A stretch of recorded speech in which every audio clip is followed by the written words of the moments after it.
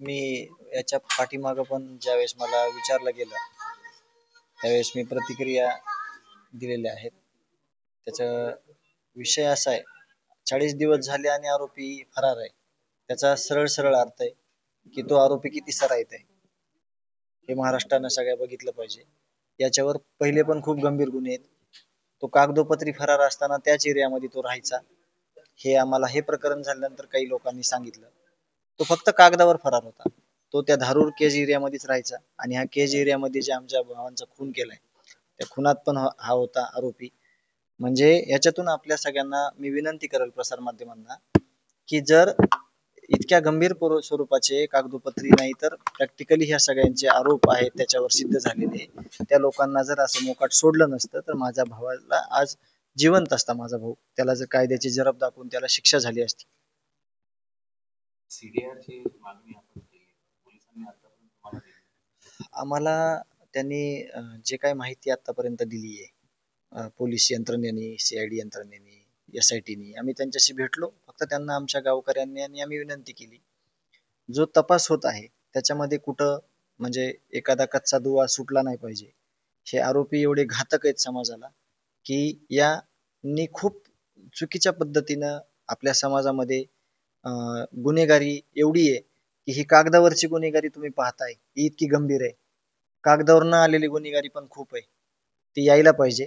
आणि खूप चुकीच्या पद्धतीने हे जे सगळं षडयंत्र आहे, हे जे कटकारस्थान आहे, ही जी संघटित गुन्हेगारी आहे ती खूप जास्त प्रमाणात फोफवलेली आहे. म्हणूनच आम्ही आमचा भाऊ आम्ही परत आणू शकणार नाही आता, पण आपल्या समाजाला, महाराष्ट्राला असं काही उदाहरण दिलं पाहिजे महाराष्ट्र सरकारने की यांना कायमचं उद्ध्वस्त केलं पाहिजे या गुन्हेगारीला, हे आमचं मत आहे.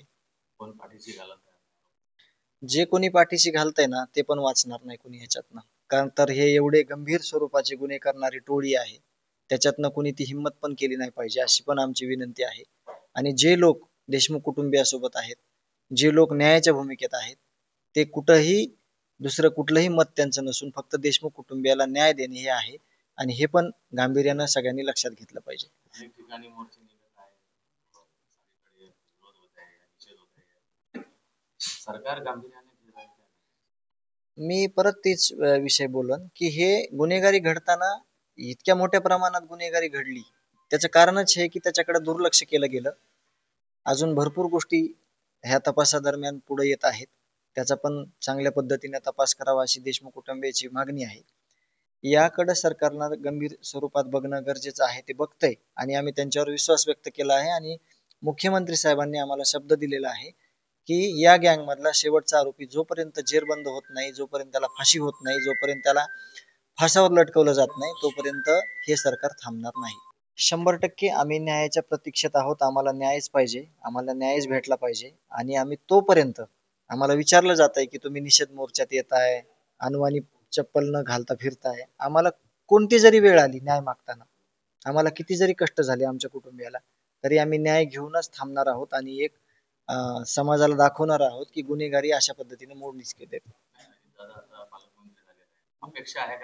100% अपेक्षा आहे.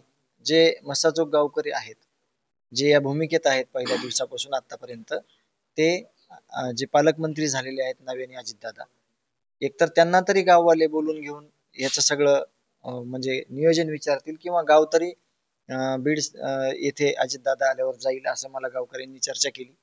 आणि त्यातून आम्हाला कळेल की काय भूमिका असणार आहे पुढची आणि कसं हे सगळं बंद करायचं आहे.